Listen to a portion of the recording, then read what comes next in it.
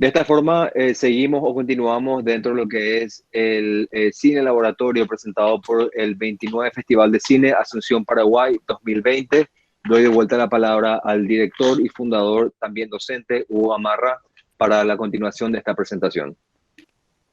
Gracias, gracias y saludos a todos, a todas. Esta parte segunda marcamos con una pequeña introducción a sugerencias didácticas en torno al uso de audiovisuales. Existe un documento publicado por la Fundación Cinemateca ya un tiempo atrás, que es Cine para la Infancia y la Juventud, que es la guía para el desarrollo de cursos de capacitación docente en el uso de películas en el aula, donde he integrado una serie de experiencias y sugerencias que tienen que ver con el uso pedagógico de los audiovisuales. Podemos estructurarlos básicamente en tres etapas, las sugerencias didácticas. Una es la que se desarrolla antes de la exhibición. Porque antes de exhibir un audiovisual en el aula, existe un trabajo metódico, metodológico que tiene que realizar el docente, ¿no?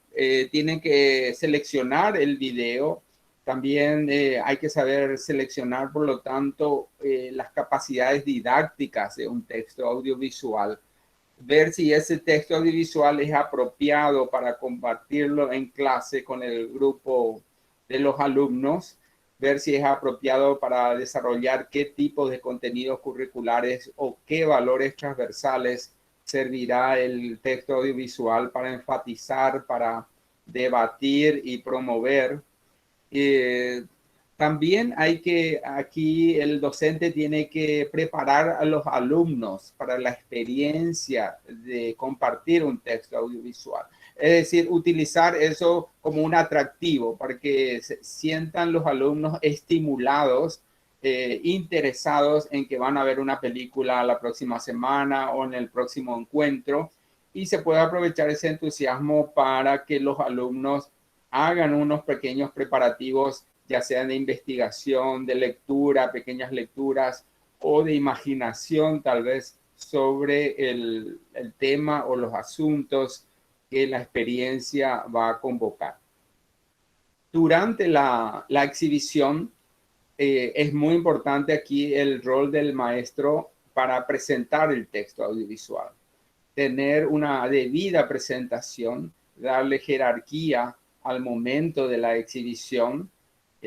Por supuesto, cuando lo hacemos de forma presencial en el aula, es toda una fiesta, es toda una celebración y un ritual, porque hay que apagar las luces, hay que ya sea ver el texto audiovisual, de oírlo en una buena pantalla, un monitor grande, que muchas veces es lo más óptimo para un grupo no superior a 20 o 30 alumnos, o usar el proyector, ¿no? En una pantalla que también requiere un sonido amplificado.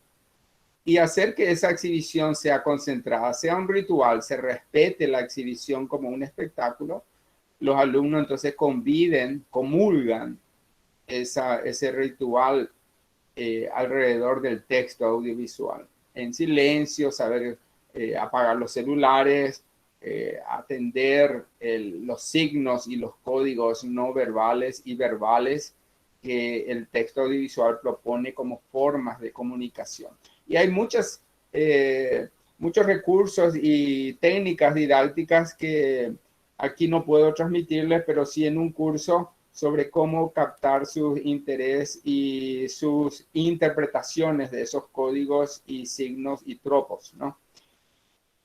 Luego está la tercera etapa. ¿Qué ocurre después de la exhibición del corto o del texto audiovisual? Bueno, allí es donde el profesor tiene planificada una serie de tareas que pueden ser investigación, que puede ser producción artística, si es una asignatura de artes, ¿verdad? De comunicaciones, puede ser redacción, algo literario, producir un texto literario, o más investigación con un ensayo, al respecto, exposiciones en vivo con otros, con ilustraciones o otros productos audiovisuales que pudieron investigar y encontrar en Internet. Porque el debate es un momento que aprovechamos para fijar conceptos, para escuchar a los alumnos, para que ellos desarrollen sus capacidades, habilidades de expresión verbal. Y también sirve para aprovechar las emociones, las sensaciones, los sentimientos que el texto audiovisual despertó en cada uno.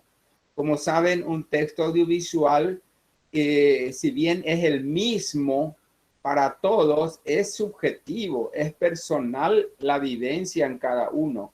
Entonces el debate tiene que aprovechar esa subjetividad de percepción, de subjetivización del texto audiovisual y compartirlo en el debate. El debate puede ser muy rico cuando está bien guiado por un docente, cuando sabe a dónde conducir el debate, cuáles son los objetivos pedagógicos de ese debate, a dónde llegar, y puede seguir utilizando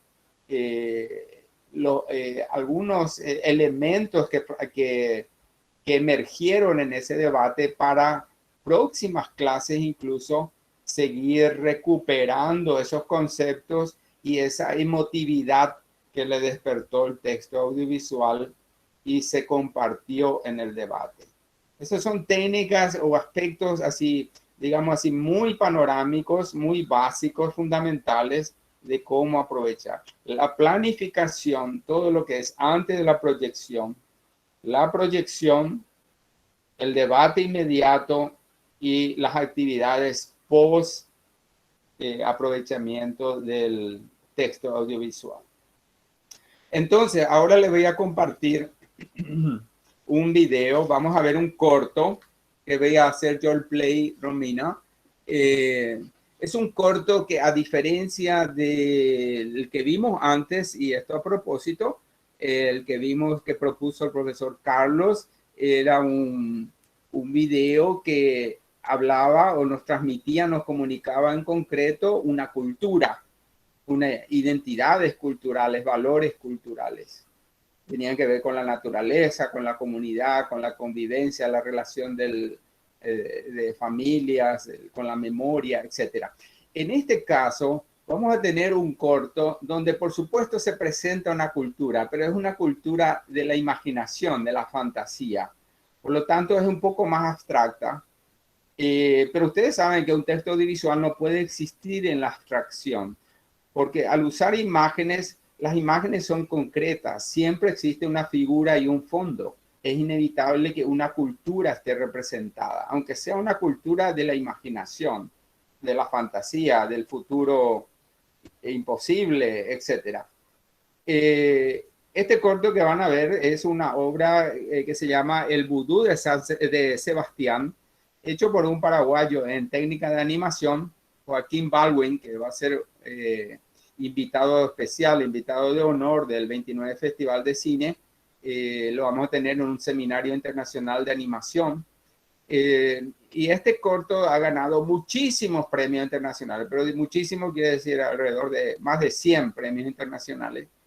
Y lo que yo les invito aquí es a que tengan presente y traten de incluso anotar como una manera de laboratorio, de acción de laboratorio comunicacional, los códigos y los signos que reconocen en este corto, porque no utilizan palabras, es decir, es todo visual, utilizan códigos icónicos, sonidos e imágenes que reconocemos como de la realidad.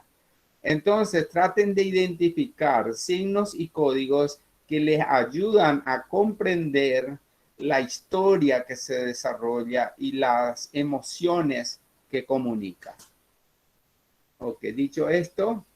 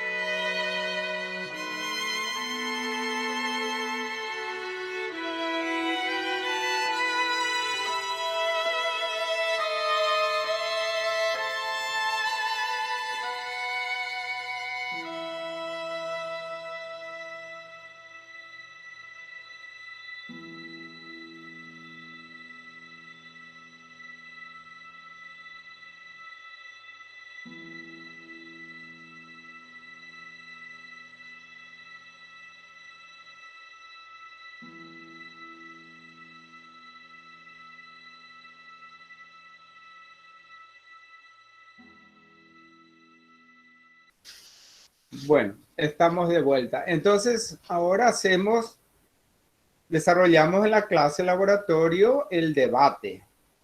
Aquí actúo yo de moderador, como yo mismo presenté la película, para requerir de ustedes reacciones. Y aquí es importante saber disparar con preguntas la participación de los presentes para el debate. Por ejemplo, yo les puedo decir, ¿se dieron cuenta que este corto de 3 minutos y medio no utiliza palabras?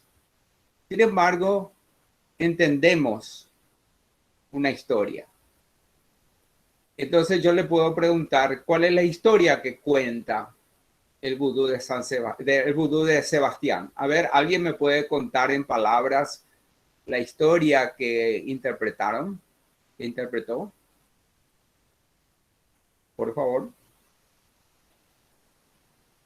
Carlos Sí. Nos hizo una contribución ahí en el texto. Dice, el corto cuenta una historia de heroísmo de uno de los muñecos en defensa de sus compañeros. No puedo hablar sin micrófono, está sin micrófono funcionando bien. ¿Puedo hablar ya? Sin querer me desconecté. Cuenta la historia de un brujo y cómo de un brujo de un brujo vudú y cómo el coraje que tiene uno de los muñecos para poder salvar a su compañero, ¿no? Ok. ¿Te das cuenta de que están haciendo asesinado con el alfiler? Correcto. Pero te das cuenta que no estás contando toda la historia. Estás contando la premisa. No, claro. Y hasta la mitad. Sí. Entonces, es una historia incompleta la que está narrando. La película, el corto, narra una historia completa. ¿Cómo concluye esa valentía? ¿Cómo demuestra valentía ese individuo hacia sus compañeros y logra o no logra su propósito?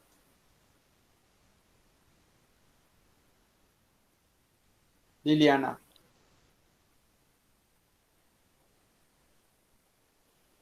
O sea, lo que tenemos que intentar es narrar toda la historia, pero con palabras. Ciertamente, cualquiera que va a narrar con palabras la historia que presenció va a narrar su propia interpretación. Entonces, cualquiera de ellas es válida. Y los otros compañeros que lo escuchan van a decir, no es así porque te faltó tal detalle. Bueno, ahí ya se enriquece el debate, ¿se dan cuenta? Al relatar el relato, estamos transformando la historia con nuevos relatos, que en este caso son verbales. No vamos a usar sonidos ni palabras, no sonidos ni usamos palabras. Las palabras de Carlos, profe. Entonces, empecemos por había una vez un muñeco vudú que se convierte en héroe al salvar a sus compañeros de un sacrificio, cometido que finalmente logra sacrificándose él mismo. Es el relato de Carlos, yo lo modifico. Ok, ahí está completa una historia, ¿se dan cuenta? Ahí se cuenta de que el héroe entregó su vida por sus compañeros. Así termina. ¿Estamos todos más o menos de acuerdo en esa historia? ¿O alguien se opone? Quiero comentar también algo. Nadie se opone. Muy bien, entonces estamos en consenso que esa es la historia que cuenta este video. Ahora, ¿cómo entendimos este video? ¿A través de qué códigos y signos entendimos esta historia? Sí, yo conocía ya el video desde hace un tiempo atrás y creo que los muñecos vudú en la práctica se llaman puppets. El nombre que tienen, y la semántica de los puppets es que tienen que hacer una iniciación con el alma de otra persona. Por lo tanto, cada uno de esos puppets, cada uno de esos muñecos representa el alma de una persona, porque hasta que se hace la apertura, o sea que el brujo o el encargado tiene que hacer una ceremonia para que el alma de Osvaldo Olivera entre en el puppet, de tal manera que cuando él le clava al puppet, a mí me duela, etcétera. O sea, toda la historia que más o menos conoce. Pero esa introspección, o sea, lo que se ve en el audiovisual me parece interesante porque él no está hablando de los puppets, literalmente, sino está hablando de las almas de las personas. Entonces, lo que siempre me pregunto cuando veo el video es quién es el narrador, o sea, qué es el narrador, porque alguien está en la pieza con el brujo. Ese omnisciente que está en la pieza con el brujo es el que me llamó la atención desde la primera vez que vi el material. O sea, no es porque si estamos hablando de almas, o sea, de entes que circulan en ese lugar, entonces para mí hay un ente tácito que es el que narra. Y eso es esa introspección es la que me interesó siempre de ese material. Gracias, profesor Osvaldo. Muy bien, Osvaldo acaba de incorporar al debate un concepto muy importante que es el punto de vista narrativo. ¿Cuál es la voz narrativa del relato? ¿No? Porque siempre que hay relato hay narrador, hay relator. Entonces, esto podemos coincidir, como él mismo ya anunció, de que está narrado en tercera persona. Está narrado de alguien que dice él, ella, el puppet, el muñeco héroe, ellos, los otros muñecos a ser sacrificados, el brujo vudú, el hechicero vudú que sacrifica a estos muñecos. Identificamos a ellos como terceras personas. Nunca hay una subjetividad en el relato, pero sí hay un personaje principal. Profe Hugo, Sí. te quiero no interrumpir por una cuestión así de la tradición vudú. Quien hace puppets no es el hechicero. Uh-huh. Entonces, por eso es que yo siempre digo, para mí que la hechicera o el hechicero es el que está mirando la historia. Porque quien hace los puppets no es el hechicero, siempre es, o sea, la historia así, yo fabrico puppets, los muñecos vudú, a pedidos. O sea, yo no hago la ceremonia del muñeco vudú, eso hace otra persona, hace otro hechicero. Ajá. De toda la cultura afroamericana o latinoamericanas, el candomblé es la misma cosa, el umbanda acá es la misma cosa, o sea, hay un país santo que es el que fabrica los puppets. Y entonces Romina me pide un puppet, yo te habilito el alma, entonces hago que otro hechicero hace que Hugo Gamarra entre en el puppet, entonces la hechicera Romina es la que le clava en donde quiere. El que fabrica los puppets no es el hechicero o la hechicera normalmente. Es solamente hace puppets. Por eso es que yo hablo siempre de que hay alguien tácito que sabe lo que está pasando. Por eso más lo que hablo de la introspección, es decir, hay alguien que sabe lo que ocurre con el fabricante de puppets. Correcto. ¿Y no te parece que ese alguien es el mismo narrador, es el relator del video que está personificando a ese alguien? Y sí, casi con seguridad que sí es. Ahora lo que siempre, así como en 100 años de soledad, es saber quién era el narrador. Sí. O sea, hasta ahora hay toda una cátedra para saber quién era, si era el mago o si era el último buen día el que cuenta la historia. Y así nos seguimos peleando y nos vamos a seguir peleando a ver quién narra la historia, sobre todo cuando es muy, muy ambiguo quién narra la historia. O si recuerdan la ladrona del libro, hasta el final nos enteramos, bueno, no voy a spoilear, al final nos enteramos quién es la narradora de la historia, pero en este caso también es, para mí, es muy particular si Joaquín cuando esté y le podamos preguntar si él conoce todos los pormenores de las historias, de cómo se hace el proceso de un puppet, entonces quiere decir que el hechicero o la hechicera está mirando lo que hace. Correcto. Una buena pregunta para Joaquín cuando tengamos la entrevista con él en el seminario. El planteamiento que tú haces de la narración, la narratología, nos lleva incorporar un concepto importante que es el conocimiento diegético de la historia, ¿no? Es decir, aquí el narrador es extradiegético, no es participante de la historia, es un narrador externo, no está representado en la misma historia. Pero no sabemos, puede ser intradiegético también. A lo mejor no, como por eso, como es ambiguo, no sabemos si es extradiegético o intradiegético. Porque no, como no tiene palabra verbal y esa subjetividad, yo me puedo ubicar dentro del narrador, entonces es intradiegético. Y si estamos mirando desde afuera, entonces es extradiegético. Es como hay como una ambigüedad ahí. Me parece muy bueno el planteamiento, pero aquí es donde nosotros podemos recurrir y en un corto se puede hacer muy bien esto, que es volver al texto y volver a inspeccionarlo, ¿no? Por ejemplo, el clave en cualquier corto es siempre el inicio y el final. Son los momentos que nos dan datos muy importantes sobre el relato. Los primeros segundos o la primera imagen y la última son las reveladoras, son muy reveladoras, significativas en un relato bien construido, en un diseño audiovisual bien construido. Fíjense, bajamos verticalmente por un cable que sostiene este artefacto y al sujeto que está atrapado, ¿no? Que está atrapado, da una insinuación de que está atrapado detrás de esto que parece una jaula, pero en realidad es un foco que tiene un borde metálico. Ahí se descubre, ahí la cámara es la narradora, la cámara actúa por sí sola, está narrando estéticamente un espacio dramático, donde ya tenemos un personaje que después enseguida descubrimos que es el protagonista. Enseguida descubrimos que es el protagonista. Aquí están los del reparto, digamos, los personajes secundarios y el antagonista.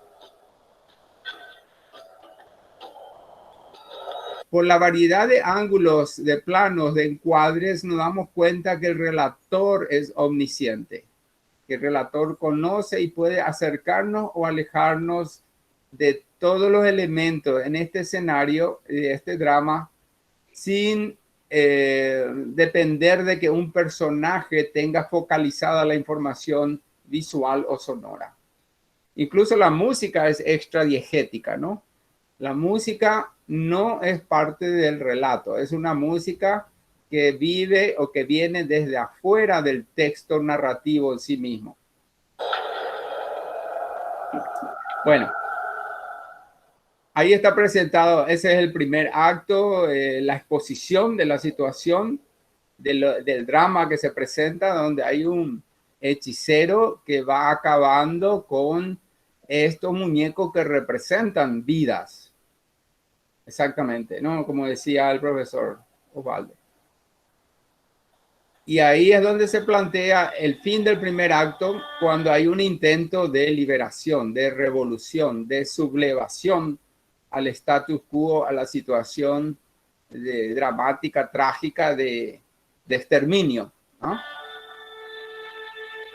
Existe este personaje que le incita al otro a hacer algo, a liberarse. Fíjense en los códigos no verbales que se utilizan para comunicar esto, cómo la cámara con las composiciones, con el encuadre, nos van aproximando o alejando del personaje y podemos sentir percibir su excitación, por ejemplo, aquí en el pecho, las pectorales, cómo se inflan, los movimientos, la textura, el color, el fondo, el foco, son todos códigos pictóricos, visuales, fotográficos, que nos van acercando más y más a una apreciación sentimental, sensorial, emotiva de la historia. La información se vuelve vivencial. Porque podemos identificarnos humanamente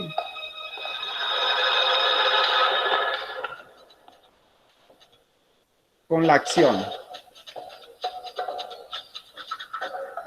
La humanización de ese muñeco es genial, es tremenda, ¿no?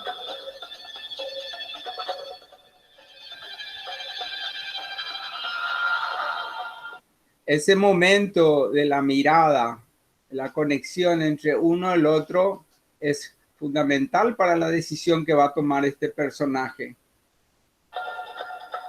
Se va a someter él a esa misma destino que le tocó al compañero, el del sacrificio, la tortura, la crueldad.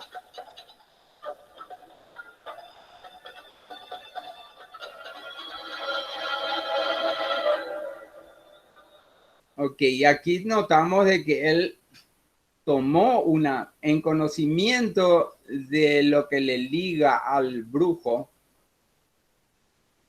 que les posee, tomó una decisión de ver si podía detener la acción del brujo, ¿no? Entonces él se autoinflige una herida y percibe de que da el efecto que él imaginó que podía dar. Entonces va a insistir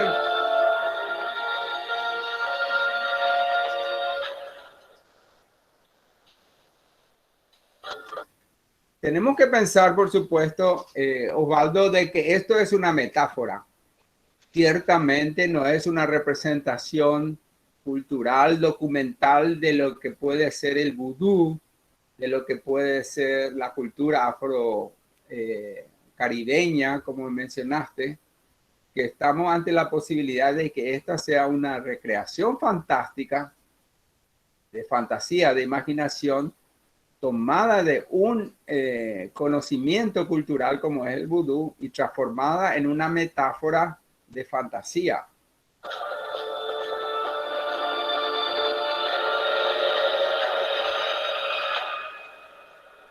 Yo creo que, o sea, tenemos un tema interesante que preguntarle en directo a Joaquín cuando podamos conversar con él, pero Sí. puede ser cualquiera de las dos. Carlos dijo también hace rato que puede ser que sea solo para poder entenderlo bien, como valiéndose de la cultura general, que puede ser bastante vaga, que tenemos todos de lo que es el ritual vudú, que no todos conocemos tan en profundidad. Yo, por ejemplo, no sabía que se llamaban puppets. Me he aprendido también hoy, pero puede ser que no sea así tan riguroso, o sí, y hay mucha investigación que hizo Joaquín y que no sabemos, pero es para preguntarle. Exacto, gracias por tu intervención, Romina. Y se dan cuenta, lo que acaba de pasar es que uno de los integrantes de este debate trajo un conocimiento sobre el aspecto, o sea, un aspecto cultural representado en el audiovisual que él conoce más que otros. Entonces, esto es lo que ocurre cuando tenemos un audiovisual que representa a uno culturalmente por el hecho del conocimiento o sentirse reflejado, identificado en él, y dice, no, pero un momento, allí esto no corresponde a la realidad, esto no es así, nosotros no hablamos así, nosotros no nos movemos así, está mal la facción, la fisonomía, la vestimenta, etcétera. Es lo que ocurre cuando miramos una película paraguaya y decimos, no, esto no es paraguayo. O sí, así mismo, PAIT, ¿verdad? Somos así mismo iguales.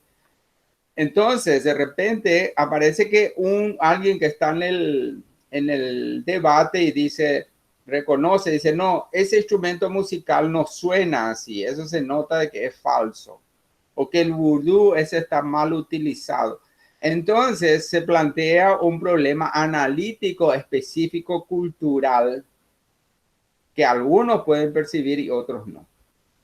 Entonces, esto es algo muy rico en el debate que se puede plantear, por supuesto, que debería plantearse como se está planteando en este momento, porque abre a nuevas percepciones, nuevos conocimientos. Pero si como la mayoría de nosotros desconocemos esa cultura del vudú, nos quedaríamos con la metáfora, con la fantasía representada. donde tenemos una serie de muñecos que parecen tener vida, que tienen vida, y que son sacrificados uno a uno por un monstruo, por un ser que no tiene rostro, incluso, que le gusta atormentar cruelmente y ejecutarlos, matarlos uno a uno. Y hay una sublevación, héroe que sacrifica su vida para la liberación de los demás. Sí existen esos muñecos que se hacen para hacer brujería, macumba. Dicen que esos muñecos, así mismo como él los representa en el cortometraje, dependiendo lo que tú quieres, daño que tú le quieras hacer, hacen esos rituales. Todavía existen hoy por hoy. Bueno, yo voy a hablarle desde mi punto de vista soy pintora, y lo que yo veo es una imagen, es un lenguaje de comunicación visual denotativo y connotativo. Y yo le voy a explicar así: si yo hago una pintura y quiero expresar algo, ¿verdad? Yo expreso algo, está en el otro, ¿verdad? ¿Qué es lo que va a entender de lo que yo quiero decir? No todos acá, por ejemplo, yo no sé nada del vudú, ¿verdad? Pero a mí me llegó algo, yo entendí algo, y eso es lo que hace un artista, comunica algo, y esto es lo que hizo la persona.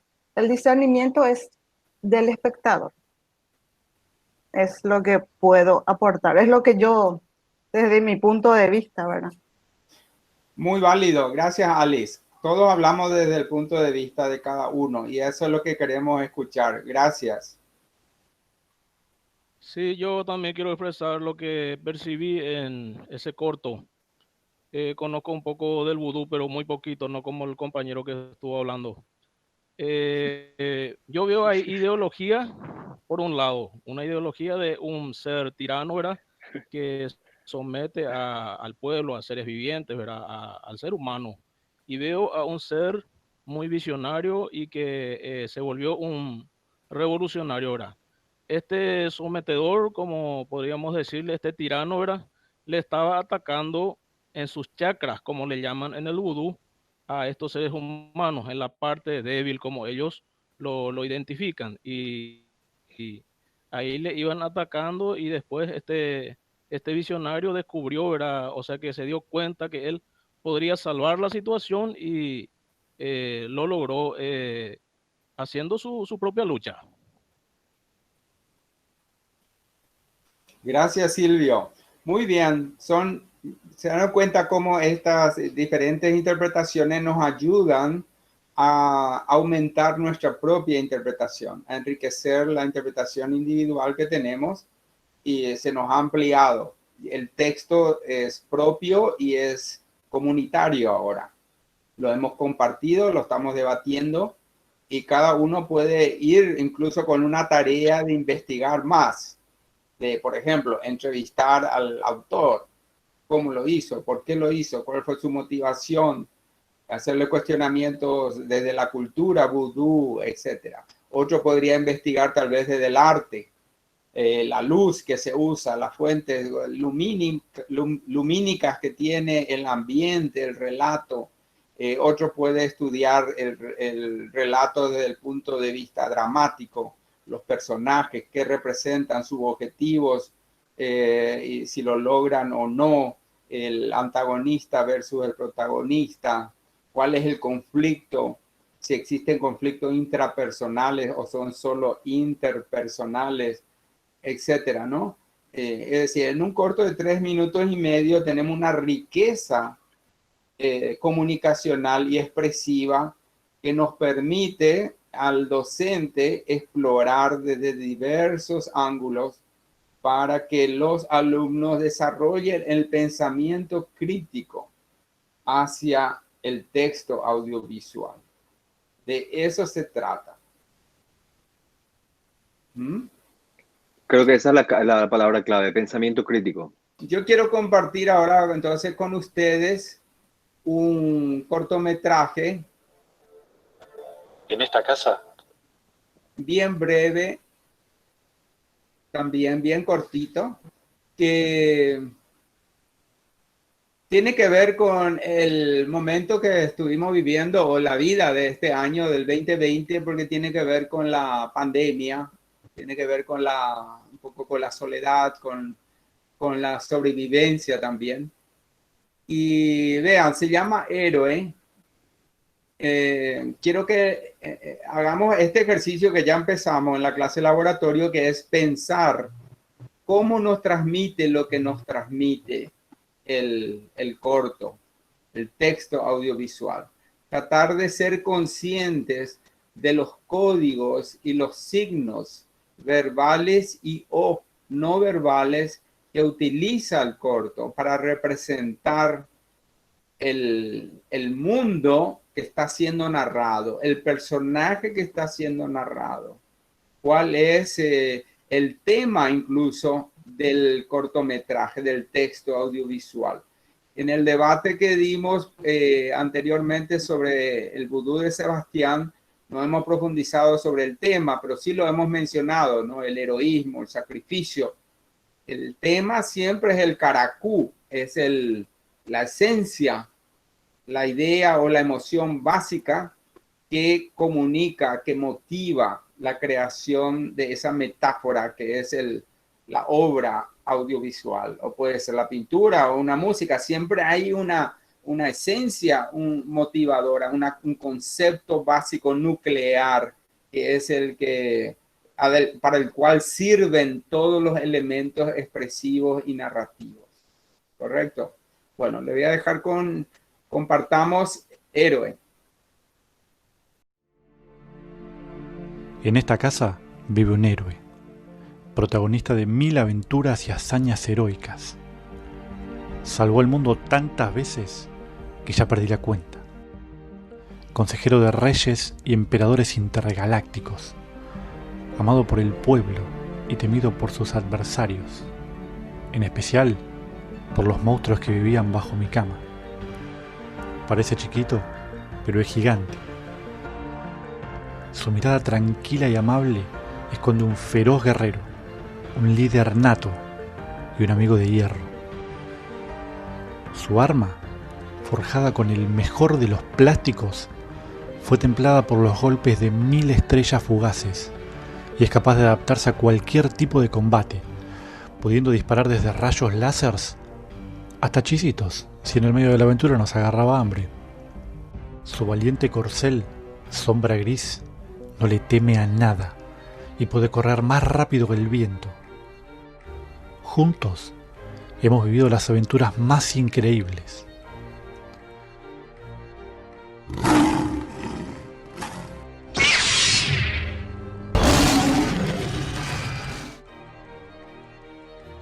En la terrible fiebre del 94, pasó toda la noche en vela a mi lado. Se llama Guardián y desde hace casi 30 años me acompaña a cada batalla. De él aprendí muchas cosas, que por un amigo se va hasta el fin del mundo, que los sueños nunca se abandonan y que siempre, siempre, sin importar lo que pase, hay que creer en uno mismo. Ahora los tiempos cambiaron. El enemigo es invisible y puso al mundo en cuarentena. Pero Guardián y yo estamos listos para esta nueva batalla.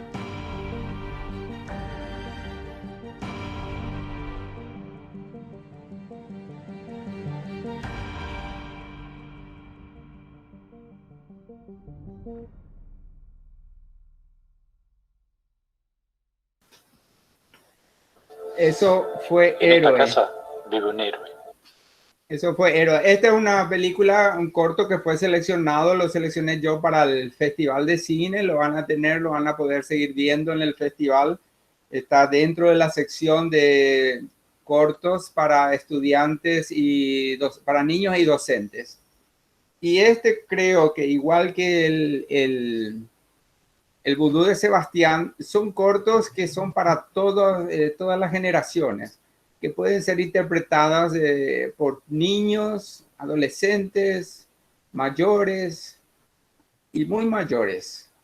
cada uno va seguramente a interpretarlo desde su emotividad, desde su intelecto, con una carga diferente.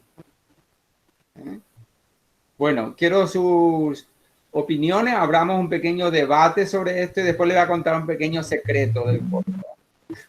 Acá ya reveló, profe Carlos.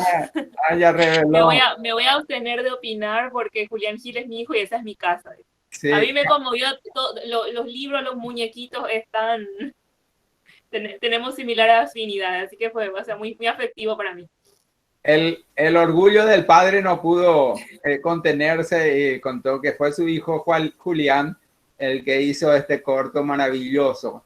Como en 2 minutos nos conmueve, nos comunica una realidad que compartimos todos en este momento, en el mundo entero.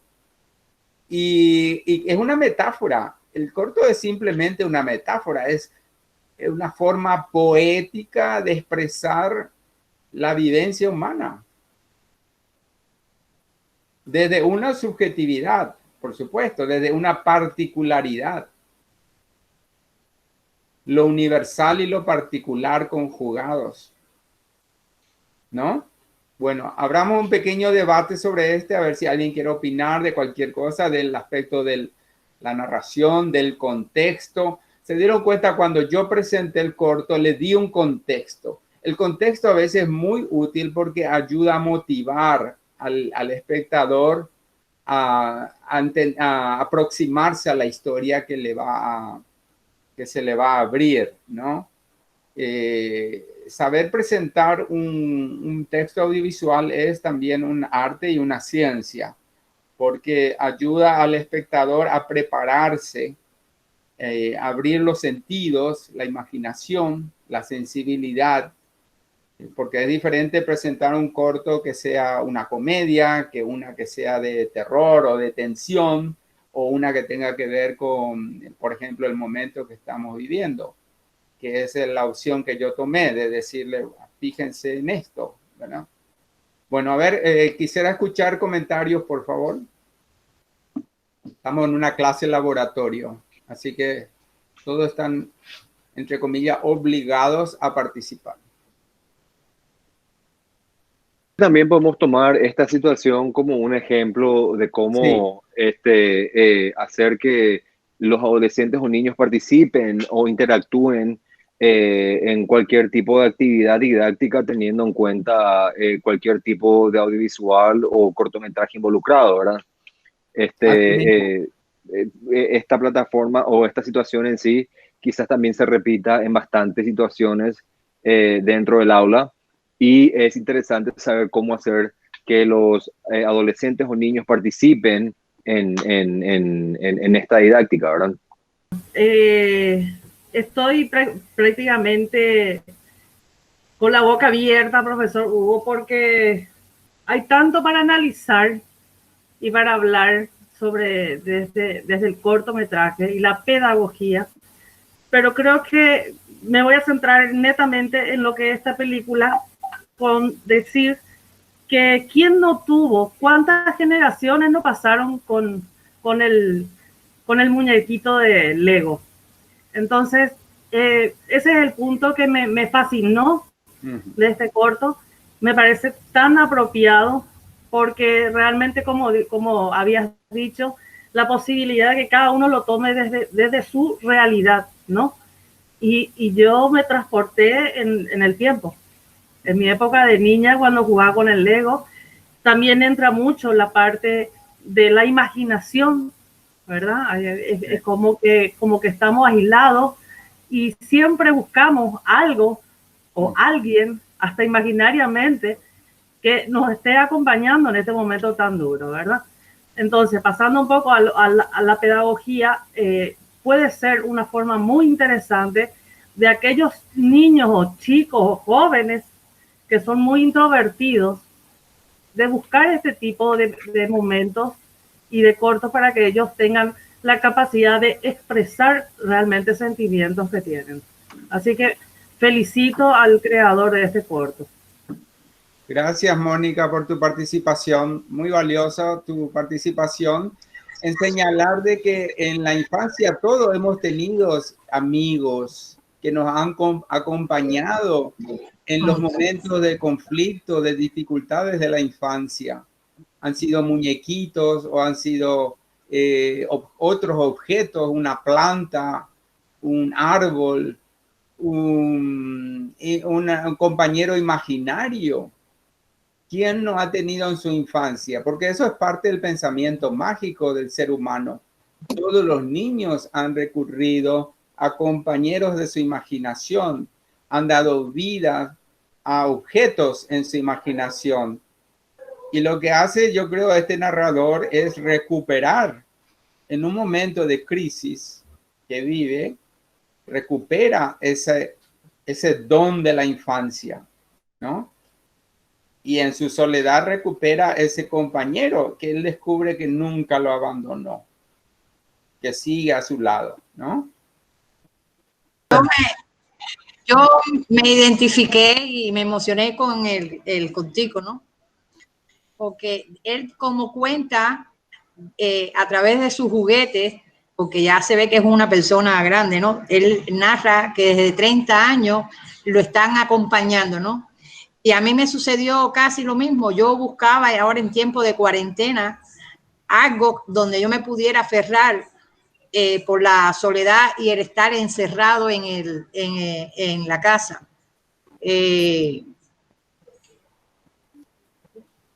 Yo no voy a llorar porque ¿para qué? Pero me llegó muy profundo el cortometraje. Gracias, Liliana. Es muy importante la emotividad, el hecho de compartir las emociones en un cine debate.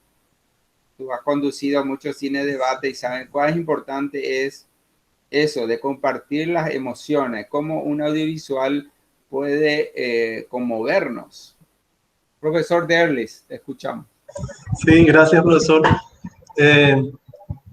Yo creo que tal palo, tal astilla, como se dice, y el momento surrealista que nos hizo vivir este corto creo que es muy, muy emocionante y creo que comparto las mismas palabras de Liliana y esa emoción creo que se transmite también en ese corto.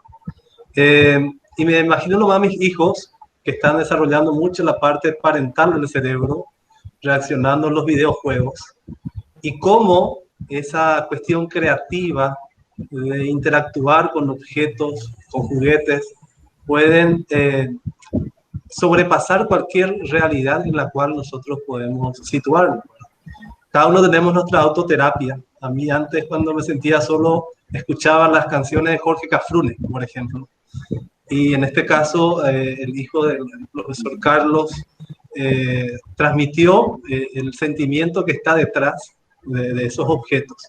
Y también me gustó mucho la calidad de las imágenes y cómo con pocos recursos, por no decir la utilización de efectos especiales y compañía, se pudo desarrollar la idea y transmitir el mensaje de manera tan creativa y con tanta emoción. Así que muchísimas gracias por compartir este material y creo que va a ser parte de mi colección también en el futuro.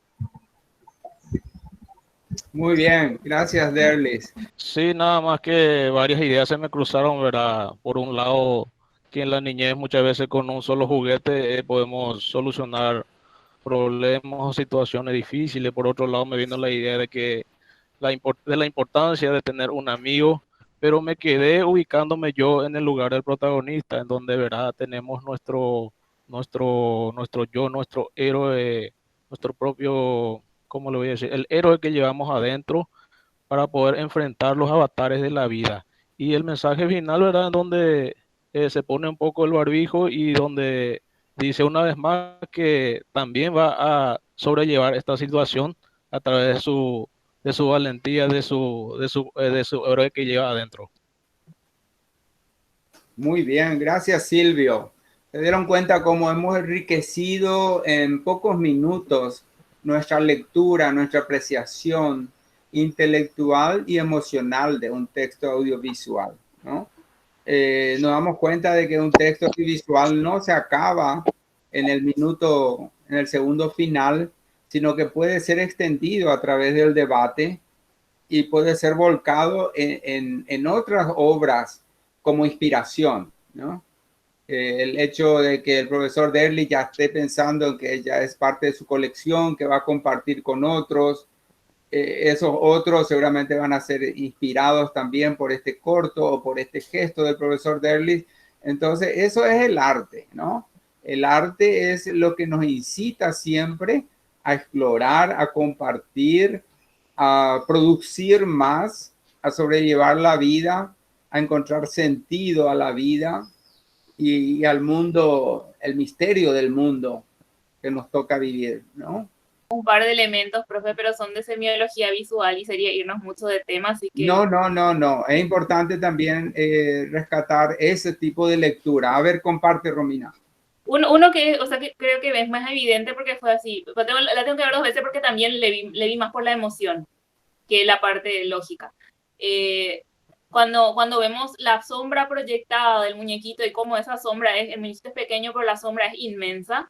O sea, la influencia de ese muñeco, de ese héroe, que su heroísmo no tiene que ver con su tamaño. Entonces, esa metáfora de heroísmo expresada en la sombra. Y después el hecho de que al final del video aparece el narrador, pero el narrador aparece en todo momento fuera de foco. Sigue siendo el héroe, o sea, él se sigue viendo motivado y reflejado por él, por su amigo, por ese héroe que a él le inspira. Correcto. La tengo que ver más veces, pero eso me quedó. Sí, aquí Romina está acercándonos a una lectura que se llama, un nivel de lectura que se llama semiología, donde, como ya usó antes la palabra Alice, la lectura connotativa, ¿no? Como un texto audiovisual siempre nos connota, nos hace imaginar, nos hace leer cosas que se nos parece que están ahí, cosas simbólicas, cosas que tienen su nombre en semiología, metonimia, sinéudoque, índice, ¿verdad? Pero que el espectador lo percibe y lo percibe como algo poético, ¿no? Sin saber esos conceptos semiológicos. Lo percibe como algo poético o como algo emotivo. El hecho que marcaba Romina de el tamaño gigante de la sombra de ese objeto diminuto, de ese muñeco pequeño que cabe en una mano, en unos dedos, hace de que connotativamente ese muñeco sea gigante, ¿no? Lo vemos más grande que el personaje que está narrando, ¿no? Entonces, no sé si Alice puedes, por favor, contribuir y enriquecernos con tu lectura de aspectos pictóricos, que es tu especialidad. El micrófono, Alice. Yo no pude escuchar el audio porque no sé qué pasó, pero estuve mirando las imágenes. ¿Leíste el subtítulo también? ¿Pudiste leer los subtítulos? Sí, algo así, pero tenía problema acá de señal, muy poco pude ver, pero la imagen que ella nombró al agrandarse es muy subjetivo, trabaja mucho con la subjetividad, las emociones, mucha connotación, por eso yo hablo mucho del lenguaje de comunicación visual, que es lo que vos querés dar a entender. Y otra vez con este corto, yo puedo decir que cada uno interpreta diferente, ¿verdad? Cómo le llega al otro lado, al público, ¿verdad? Eso es lo que puedo decir, que no todos somos iguales, a cada uno le puede llegar de una manera diferente y me gusta. A cada uno le tocó una parte diferente y me encantó. Y eso. Muchas gracias. Otra vez es afirmar de que la subjetividad del espectador es decisiva en la interpretación de una obra audiovisual y de ahí la riqueza de un cine debate, porque podemos enriquecernos con esas subjetividades, con esas interpretaciones alternativas a las que podemos tener cada uno, ¿no? De ahí viene la riqueza, la importancia del cine debate. Es una técnica y es una ampliación dialéctica que se produce con el texto audiovisual y que fue practicado desde el inicio de la historia del cine, de los años 1910. Existieron cineclubes que lo que hacían era discutir las películas después de verlas, cuando era cine mudo, ¿no? Porque ahí descubrieron que discutiendo las películas, los intelectuales, sobre todo, que fueron los primeros que fueron discutiendo, los artistas, descubrieron que era una forma artística del cine, no era simplemente un registro de la realidad, sino que era una forma expresiva para comunicar ideas y emociones, por lo connotativo, exactamente. Y bueno, eso es todo muy enriquecedor. Yo sé que Walter ya nos está señalando el fin de la jornada. Sí, recomiendo dar unas últimas palabras de Hugo antes de finalizar, por lo menos la grabación. Obviamente podemos quedarnos más fuera de lo que va a ser el producto terminado que estamos poniendo ahí al aire. Antes que nada y antes de finalizar esto, quiero agradecer obviamente a Hugo Gamarra por darnos la oportunidad de tener este encuentro. También con todos los docentes que están presentes ahora mismo, que de vuelta, insisto, está en sus manos en poder inculcar e integrar todo esto que fuimos aprendiendo y que vamos a seguir aprendiendo dentro del Festival de Cine en niños y adolescentes en sus aulas. También a Romina Martínez por hacer posible este encuentro, y por supuesto a Linnea Valdés y a todos los panelistas también. Gracias. Gracias, Walter. Lamentablemente a Carlos no podemos escucharle, pero nos va a mandar ahí un texto de saludo seguro para el cierre. Yo quiero decirles un par de cosas mientras le pido a Romina que por favor vamos a mostrar, comparte en pantalla el sitio Cine, Educación y Cultura, por favor, Romina. El Festival Internacional de Cine, como dijo Walter, tiene muy presente a los docentes y a los niños. Por eso van a tener una colección de cortos como el que hemos visto recién, Héroe, en la sección de cortos para niños y docentes. Ese corto, como con otros cortos, como un popurrí de cortos, una colección de cortos pensado para niños y docentes, la van a encontrar publicada en el sitio Cine, Educación y Cultura, cuya imagen ven ustedes ahora en pantalla. Este es un sitio que fue creado por la Fundación Cinemateca del Paraguay con el apoyo de la Fundación Itaú y otras entidades, dedicada a unir estos tres ejes: cine, educación y cultura. En este sitio hay módulos de capacitación para realizar videos, módulos que se van a ir ampliando con el tiempo. Estamos en un momento de receso de financiamiento de los proyectos para esta plataforma, pero tenemos la confianza de que podremos seguir creciendo durante este año. Y también esperamos de que los docentes hagan crecer este lugar aportando sus videos. Por ejemplo, la profesora Alice puede escribirnos para invitarnos a ver algunos de los TikToks que han producido, compartir eso, compartir otros productos audiovisuales aquí, debatir, etcétera. Ahí Romina nos puede mostrar un poco las secciones. Romina. Sí, Mónica levantó la mano. Sí, terminamos aquí, Mónica, y contigo. Acá, bueno, vayamos al inicio nuevamente. Ahora acá está la interfaz donde se presenta el sitio, quienes los auspiciaron, una sección de noticias y galería, con las actividades, con algunas de las actividades que realizamos la Fundación en los últimos tiempos. Acá está el espacio de noticias que es específicamente sobre capacitación docente, que es uno de los objetivos del sitio. Acá el espacio para capacitación online, que sí pide registro para poder acceder a los materiales, que son una serie de videotutoriales, videoclases para iniciarse en la realización audiovisual en el aula. Acá el espacio de descargas, Hay un texto también ahí. Donde está, sí, la publicación de Introducción a la Cinematografía, que pueden usarla como material didáctico. Es un material condensado, pero bastante completo. Aquí lo pueden descargar, lo pueden ver en iShoe también, pero lo pueden tener en PDF. Acá el espacio de creaciones, donde tenemos algunos cortos estudiantiles de diversos años. En este caso fue el 27 Festival. El año pasado los del concurso de cortos La Sangre y la Semilla, que participaron varios colegios. Después hay un espacio ya para registro. Y para acceder también a la página, acá está para el ingreso. Y bueno, la sección de noticias y galerías que aparece ya en slide abajo en el inicio. Acá está Mónica. Gracias, Romina. Muy bien.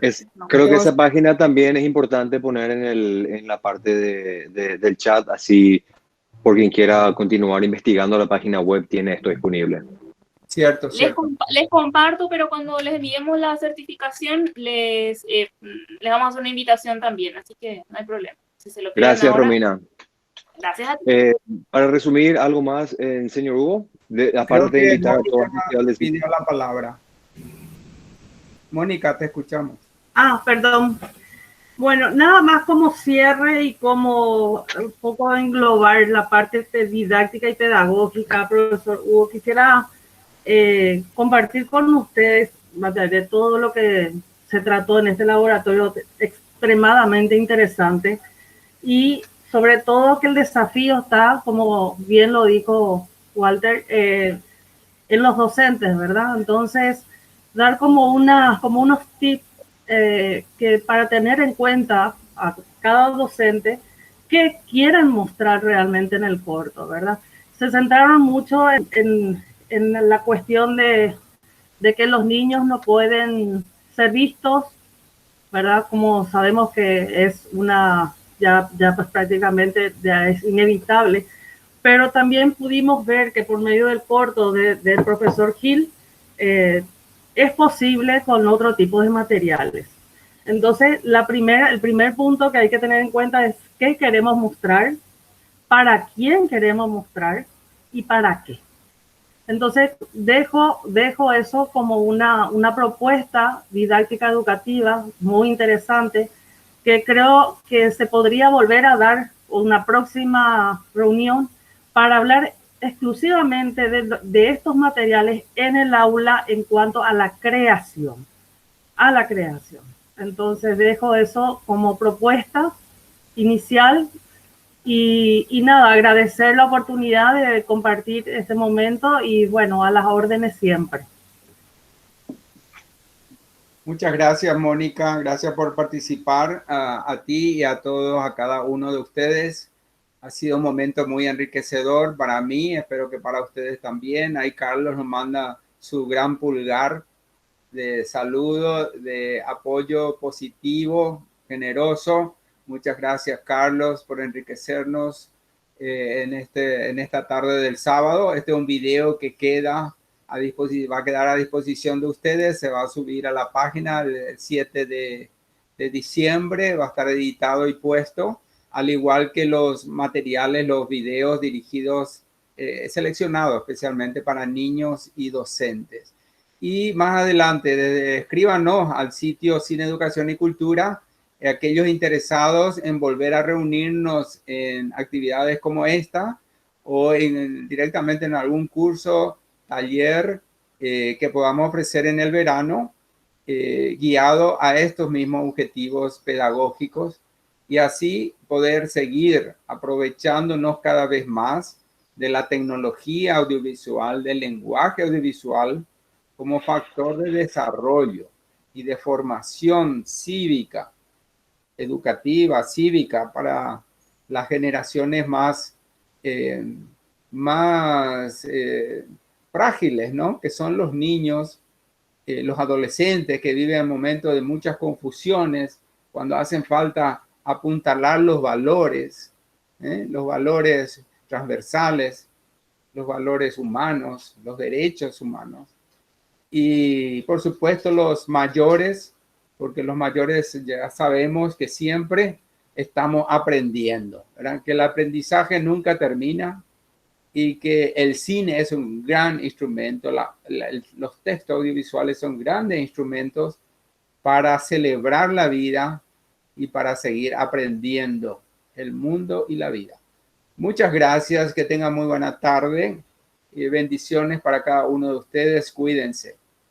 Para hacer el cierre oficial de esto, agradecemos a todas las personas que fueron partícipes, incluyendo a los organizadores. Les recuerdo que pueden ingresar a www.cinefest.org para más información, actualización y las actividades paralelas que estamos realizando dentro del Festival de Cine este año en Asunción, Paraguay. Muchas gracias. 29 Festival Internacional de Cine de Paraguay. Del 5 al 20 de diciembre, online. Ingresá a www.cinefestpi.org.